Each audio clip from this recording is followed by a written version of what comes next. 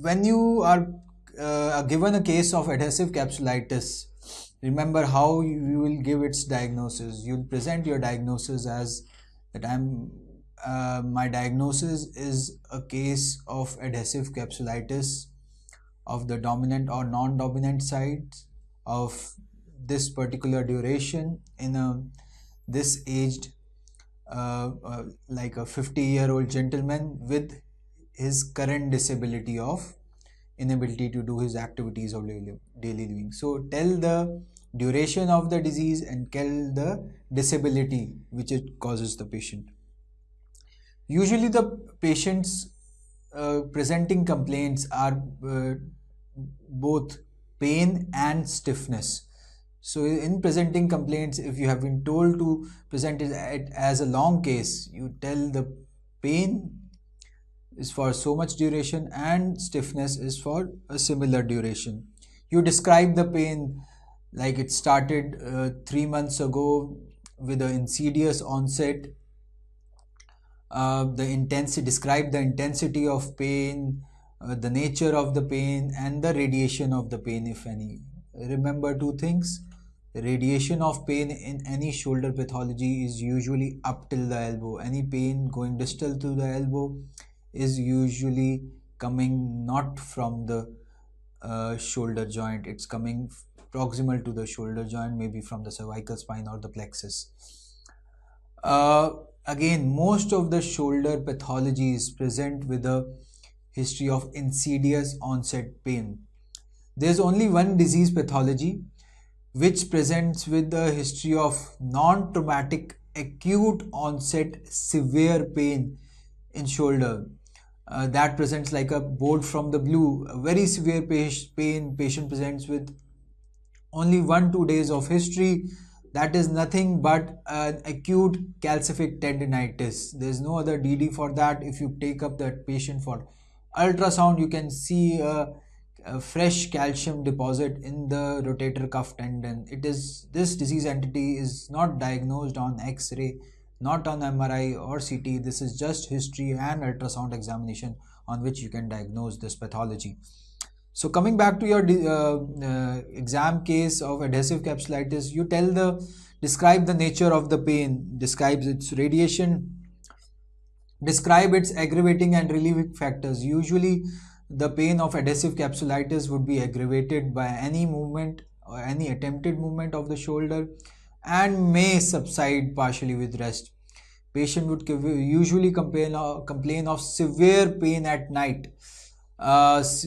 Night pain, difficulty on sleeping on either side, on either shoulder would be there, and there would be complaint of stiffness. Patient will say that he is unable to do any activities of daily living. Patient will have difficulty combing hair, putting on clothes, taking off clothes, bathing, dressing, everything. But this stiffness would not have a diurnal variation. So take a negative history of absence of morning stiffness to rule out your inflammatory diseases. So take a negative history of any precipitating trauma, take a negative history of any numbness, paresthesias to rule out your cervical spine diseases. Take a negative history of fever, weight loss, constitutional symptoms, again to rule out infective pathologies, to rule out systemic inflammatory pathology. Take a negative history of pain, swelling of other joints. Patient with adhesive capsulitis, it's important to take history of systemic diseases like diabetes, hypothyroid, dyslipidemia, and history of Dupuytren's. Because these diseases are associated with a higher incidence of adhesive capsulitis. Also take history of past surgeries like coronary artery bypass diseases, any other heart surgeries, and history of stroke, because again these histories or these pathologies are also associated with the increased incidence of shoulder adhesive capsulitis. Remember, adhesive capsulitis is not just any stiffness of your shoulder pathology. It's a disease and entity which happens only once in a in one shoulder, it rarely ever recurs back in the same shoulder if it has fully subsided, and usually it's a self-limiting disease which may leave behind some residual stiffness or pain. So remember this uh, natural history of the disease. So you are usually, if you are presenting your history, if you are presenting your case as a long case, you'll be asked to give differential diagnosis on the basis of history. So on this basis of history, you can give differential diagnosis of adhesive capsulitis, a rotator cuff tear, impingement, or a arthritis. If there is some history of trauma, you may keep a history of neglected shoulder dislocation also, or a missed shoulder dislocation also as a differential diagnosis. So you'll be asked to demonstrate your examination findings. So on regional examination, you have to tell that you have done it from front, side and back. You have done in sitting, standing and supine position. Remember, you have to undress the patient up to the thorax, up to the trunk. On inspection, there may be some atrophy of the cuff muscles in the supraspinatus, infraspinatus fossa. Rest, I think so, there may not be a very obvious finding on the inspection, but you have to tell what are the salient points of your inspection, even tell the negative findings. On palpation, again you confirm after having looked at the temperature of both the shoulders, you have to confirm your findings of atrophy by palpating in the supraspinatus, infraspinatus fossa. Also look for tenderness on the coracoid. A lot of authors believe that coracoid tenderness is quite specific for adhesive capsulitis. So look for tenderness on coracoid. Also bicipital groove tenderness may be positive in such patients. Remember to tell your negative findings of palpation if you are telling your examination finding in details. The diagnosis of adhesive capsulitis is made on basis of movements. So you tell that your both active and passive movements of your overhead elevation, that is flexion and abduction, are decreased, along with both rotations, internal as well as external rotation are decreased. So both active and passive movements have to be decreased. So tell these movements: flexion, abduction, rotations by the side of the arm in 90-degree abduction. Tell all these movements, both passive and active. These will be decreased, but never ever diagnose adhesive capsulitis case without the loss of external rotation. So ER loss is most specific. ER loss is the most specific loss of movement in adhesive capsulitis. Remember this thing. First in rotation movement to be lost can be internal rotation, but the most specific is your external rotation. Always tell what is a normal movement of that patient in on the normal side first, then tell on the affected side. You'll always look for muscle strength. Usually the muscle strength is normal. Your supra, your infra and your subscap strength would be almost normal. Special test, you look for the biceps special test, the speeds and the reargasons. Usually they are positive. Complete your examination with a neurological examination to rule out any other pathology arising from your cervical spine or your brachial plexus. So look for axillary nerve, your sensory and motor examination of your distal extremity to complete your examination. So if you tell these examination findings, you will be again we asked to spell out your diagnosis. So spell out your diagnosis as we talked in the starting, telling that it is in your diagnosis you have to tell that it is a stiffness. Before doing an X-ray, you cannot say whether it's adhesive capsulitis or not. So in your diagnosis, you spell out as it is a non-traumatic stiffness of the dominant or non-dominant shoulder of this month's duration in this age group patient with its current disability. Adhesive capsulitis is a disease of or a diagnosis of exclusion. Until you have got an X-ray done to exclude two main DDs of loss of external rotation, you cannot confirm your diagnosis of adhesive capsulitis. So if you get an X-ray done, you rule out the other causes of loss of external rotation. What are the other causes of external rotation loss in patient with shoulder pathology? Those are shoulder or glenohumeral arthritis and a neglected posterior dislocation of shoulder. These can only be ruled out on an X-ray. On examination, you cannot rule them out.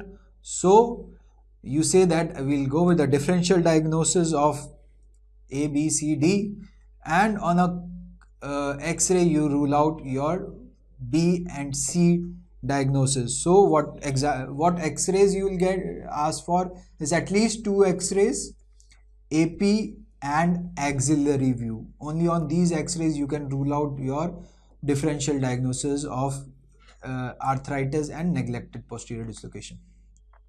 If you're asked to spell out your positive exam findings, we have already gone through them in detail previously. I'll just to emphasize on the positive exam findings, I'll just tell them again. Positive examination findings would be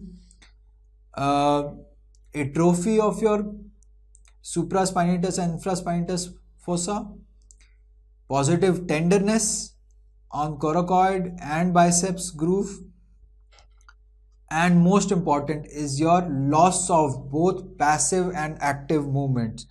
So global loss of passive and active range of motion.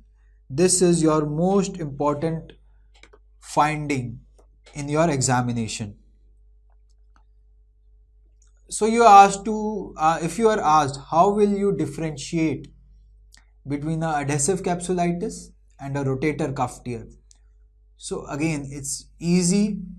A rotator cuff tear patient would have a decreased or a normal active range of motion, but a passive range of motion would be full or almost full in a cuff tear patient. But in adhesive capsulitis, both active and passive ranges are decreased and lost. Also, you never diagnose adhesive capsulitis without ER loss. So important, the last line is important. You have to look for a ER loss. You cannot diagnose adhesive capsulitis without ER loss. How will you differentiate between adhesive capsulitis and glenohumeral arthritis? You cannot differentiate without getting a X-ray done. So it's only after X-ray, AP and lateral view, laterals, more specifically axillary view. If you see loss of glenohumeral joint space, you see osteophytes present, it is arthritis. Arthritis usually are more elderly patients. Adhesive capsulitis age group is about your 5th decade, about 45-50 years of age group. So it's a X-ray diagnosis. Adhesive capsulitis and glenohumeral arthritis cannot be differentiated on basis of examination alone.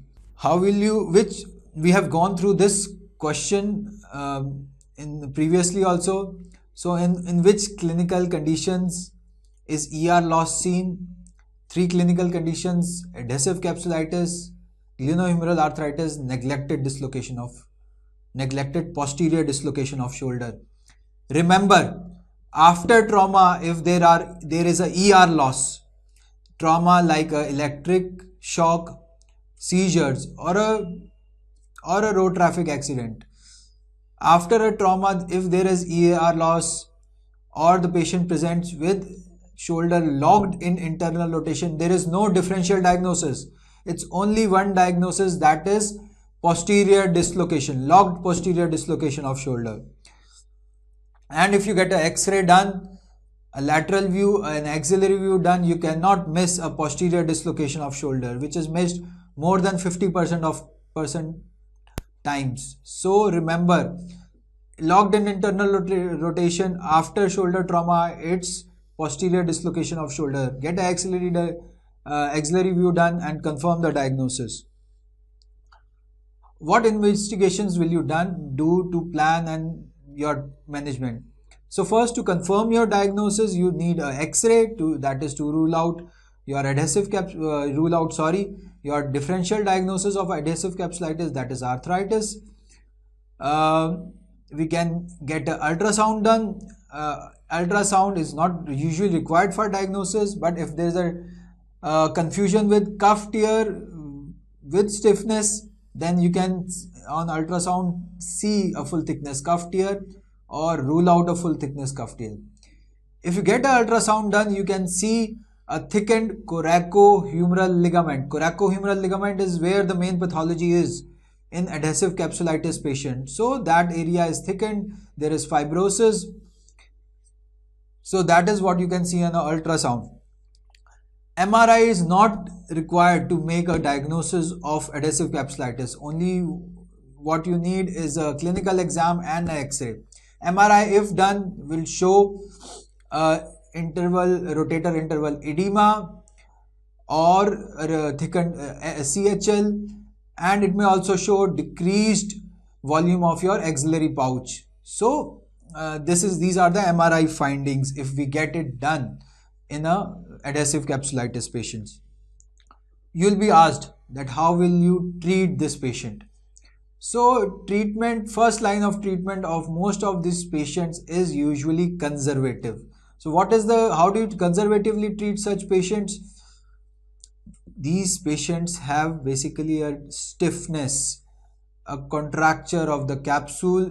You need to stretch out the capsule. So these patients usually have three problems. The three problems can be defined as that they have inflammatory pathology inside the joint or in the rotator interval, which causes pain and which causes loss of active and passive movements. So inflammation, pain and loss of movements, these things have to be tackled. So you deal with inflammation and pain with your NSAIDs, with heat therapy to control your inflammation and pain. And to decrease or to regain your movements, you subject the patient to therapy, physiotherapy. What does physiotherapy mean? Physiotherapy doesn't mean your modalities like ultrasound, IFT, TENS. It's not physiotherapy. Physiotherapy means mobilization of the shoulder through various techniques and capsular stretches. So the patient has to be under guidance, therapy guidance, so as to stretch the capsule, to mobilize the shoulder. Patient has to be taught home exercises so that he can do these stretches at home also. He has to be told that he has to do all these exercises at least 3 times a day and hold these stretches. A lot of patients get better with this. You'll be asked that whether there is a role or what is the indication of injections in such patients. So according to literature, there are 3 main indications of injecting such patients: patients with severe night pains, patients who don't respond to stretches, physiotherapy, NSAIDs, or patients whose pain is increasing with exercises or therapy. These are ideal patients who are ideal candidates for steroid injection. Steroid injection may be given either blind or under some guidance, fluoroscopic or ultrasound guidance. They may be given intra-articularly or they may be given into the rotator interval. We have good amount of literature that these injections do help the patient ride over their pain and give a good short to medium term results. Long term effect of these injections still not very clear, but yes, they help the patient do their exercises, stretches in the short term very effectively. What is the role of intervention, surgical intervention in such patients. Patients who have not responded to a conservative treatment trial for at least 3 to 6 months, maybe they can be counseled regarding the option for a surgical intervention. Surgical intervention can be by means of manipulation under anesthesia or arthroscopic capsular release. I don't think so there's a role of open capsular release in today's world, but yes, manipulation and arthroscopic capsular release both have their role. Before coming to your surgical interventions, just a question about what is the etiopathogenesis of the disease. What is this disease? How does this disease occur? So this disease is associated with some systemic diseases like diabetes, hypothyroidism, dyslipidemia, Dupuytren's contracture, some systemic, some surgeries like coronary artery bypass disease, diseases like stroke. So you have to take these histories. Main pathology is that there is neovasculogenesis or new blood vessel formation in the rotator interval area. Rotator interval, more specifically the coracohumeral ligament and the anterior capsule. These new blood vessels attract a lot of inflammation, and this is later on replaced by a fibrous tissue or a fibrotic tissue, leading to contracture of the coracohumeral ligament and the anterior capsule, leading to the classical external rotation loss in these patients. So what is the natural history of disease? You should be well versed with this. It is described in 3 stages. It's the initial freezing phase, which is very painful, lasts 2 to 3 months. Initially there is a lot of pain and stiffness due to the inflammation in the rotator interval or the coracohumeral ligament. This stage is followed by the frozen phase, which lasts around 6 months or so. The pain is constant, but stiffness is still increasing. In this, the inflammation is replaced by fibrotic tissue. Next is the thawing phase, in which the fibrotic tissue slowly gives way, and it lasts for another 9 months to a year. Stiffness gradually decreases. So this disease is self-limiting and usually resolves in about 2 to 3 years time. But you have to remember that if untreated, it leaves behind a residual or a persistent stiffness in 70 to 30% patients. So if the examiner asks, why does this disease require treatment? Because it's a long-lasting disease. It's not a life-threatening disease, but it's long-lasting disease, lasts for about 2 to 3 years, and leaves, if untreated, leaves behind a persistent stiffness pain in about 30 to 70% patients. So you can't expect in today's world a patient to live with persistent symptoms of pain and stiffness for 2 to 3 years. So it definitely requires and merits treatment. Coming to surgical procedures, you may be asked to describe the procedure of manipulation under anesthesia. So remember, anesthesia is usually GA plus minus a interscalene block. So usually you manipulate with a short lever arm, meaning that you don't manipulate the patient with holding the arm very distally. You try and hold the arm as near the shoulder joint using a short lever arm, so that the chances of iatrogenic fractures are low. The main complication with this procedure is iatrogenic fractures. That's why it's gone, people practicing this procedure has gone down because of this main complication. But if you use the short lever arm and don't put any jerks and give a sustained pressure, the incidence of iatrogenic fractures, you can reduce it to quite a minimum.